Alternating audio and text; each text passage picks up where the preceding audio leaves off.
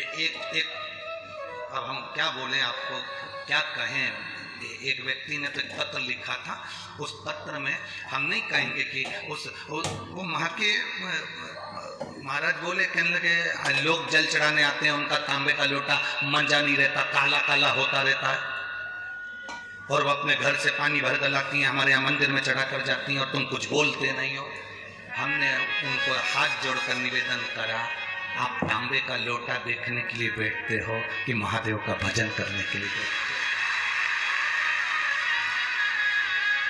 मेरा बाबा कभी नहीं देखता कि तेरे तांबे का लोटा कैसा है।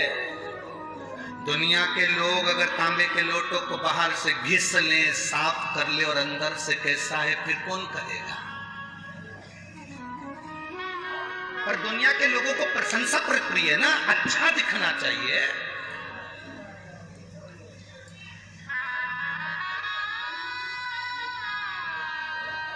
अच्छा दिखे उनको।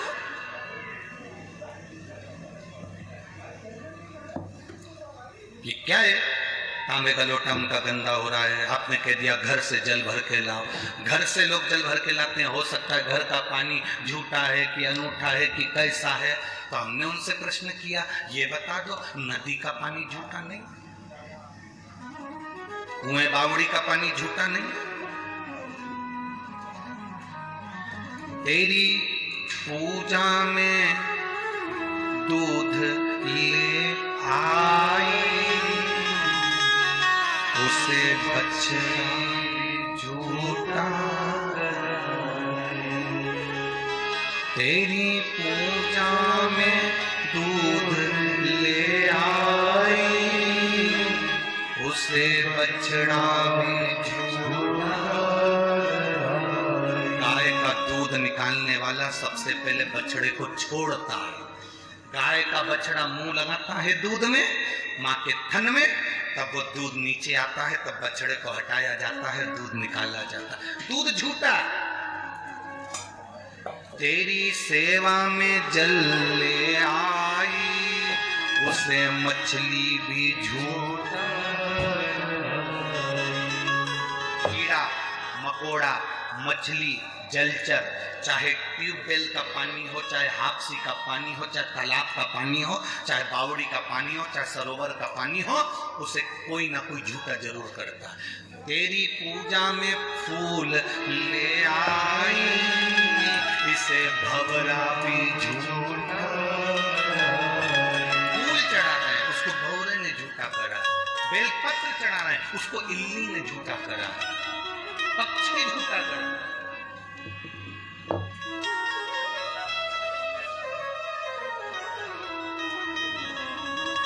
तो किसी ने पूछा, जल झूठा है, भगवान स्वीकार करते हैं? हाँ। दूध झूठा है? हाँ, भगवान स्वीकार करते हैं। हाँ। फूल झूठा है, भगवान स्वीकार करते हैं। हाँ। जब इतने बड़े मनुष्य जैसे झूठेले हो भगवान स्वीकार कर रहा है, तो ये जल दूध और फूल क्या लगे? बोलो तो रही चीजें सही बात है कि गलत बात? कितना झूठेला इंसान हो गया आज के जमाने में। बैठता दुकान पे, कहता घर पे हो। पत्नी पूछ रही कहां तक पहुंचे? बस यहीं तक पहुंच गया हूं, पुल के नीचे बस। और मालूम पड़ा 5 किलोमीटर दूर। झूठेला, कितना झूठेला इंसान। पत्नी रोज पति से पूछती है मैं कैसी लग रही हूं। कितना झूठेला पति, रोज कहता है एकदम नंबर 1।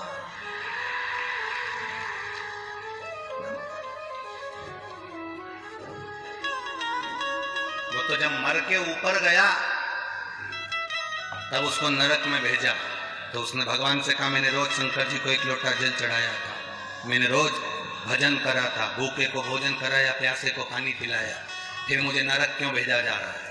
तो चित्रगुप्त महाराज ने कह दिया तूने रोज प्रतिदिन झूठ बोला। मैंने कभी जिंदगी में झूठ नहीं बोला। कहाँ का झूठ बोला? तेरी पत्नी तैयार होकर तेरे सामने आती थी और तुझसे पूछती थी मैं कैसी लग रही।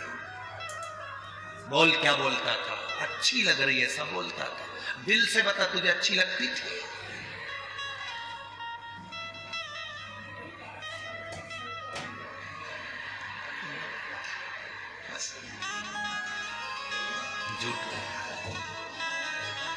कभी कभी अनायास पुण्य हो जाता है, कभी कभी अनायास पाप हो जाता है। एक अनायास पुण्य, एक गाड़ी चलाने वाला ड्राइवर मर गया और मरने के बाद सीधे बैकुंठ गया। अब बैकुंठ का दरवाजा बंद था, लाइन लगी हुई थी, सब एक के पीछे खड़े हुए थे। आगे आगे संत भी खड़े थे, साधु सन्यासी पुण्यवान जीव, सब बैकुंठ के दरवाजे पर लाइन से खड़े।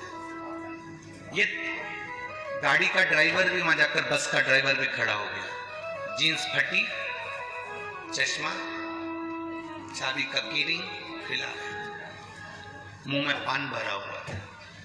इतने में संतों ने देखा उस गाड़ी के ड्राइवर को, तो मन में विचार करा, बताओ कैसे कैसे लोग बैकुंठ आ जाते हैं। इनको तो नरक जाना चाहिए, फटी हुई जींस पहन रहा है, चश्मा लगा रहा है, मुंह में पान भरा है, कीरिंग हिला रहा है, इनको तो नरक जाना चाहिए। बैकुंठ की लाइन में खड़े रहेंगे अपना क्या जा।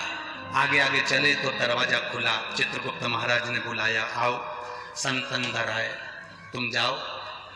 सामने एक रूम बना हुआ है, झोपड़ी, उसमें चावल रखा है, दाल रखी है, शक्कर रखी है, अपना खाना खुद बनाओ। उसके बाद कोई एक और व्यक्ति आया, उसको कहा तुम वो जो एक रूम है एसी का, उसमें जाकर रहो। अब गाड़ी का ड्राइवर आया, उसके पीछे और भी संत खड़े थे। गाड़ी का ड्राइवर आया तो उससे कहा जाओ, सामने वीआईपी बंगला बना हुआ है, उसमें सोने की थाली, चांदी के कटोरे और भोजन बनाने वाली दासियां लगी हुई हैं, तुम प्रेम से भोजन करना, वो तुम्हारे पंखे झेलेगी। इतने में संतों को क्रोध आ गया, हमने इतना भजन करा, कथा सुनाई, प्रवचन करा, हम इतनी पूजन करे और हमको झोपड़ा दिया, और वो गाड़ी का ड्राइवर, उसको तुमने वीआईपी बंगला दिया, ये कोई तरीका है?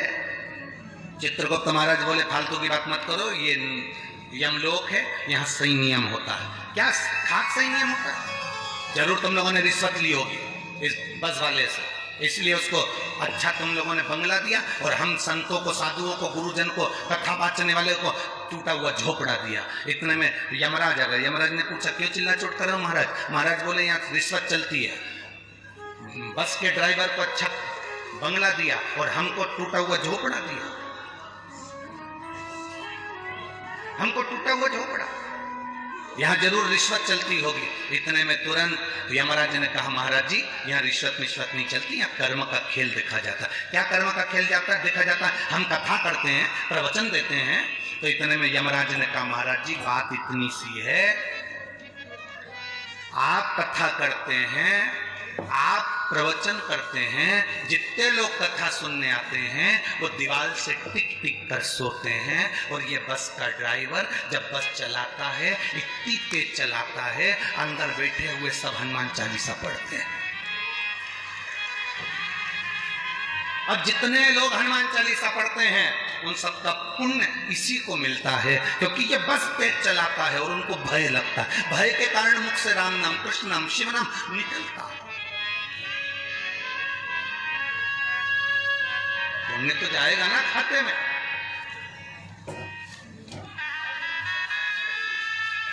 एक यहाँ पर एक कोई बच्चा है राम बगाने, जिसने अपने नगर से, गांव से कथा स्थल तक लगभग 500 से 700 या 1000 गाड़ियां निःशुल्क चलाई हैं आने जाने के लिए।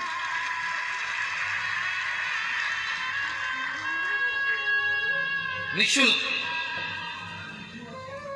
आने जाने के लिए गाड़ियां चलाई। अब इतने लोग उसकी गाड़ी में बैठकर गए, आए, भजन करा, कीर्तन करा, जितने बैठे थे भगवान का नाम ले रहे थे, कथा सुनने के लिए आए, उसका थोड़ा बहुत पुण्य तो उसके खाते में जाएगा ना। अरे बोलो तो जम के जाएगा ना। ये पुण्य देखा जाता है कि किसके खाते में जा रहा है।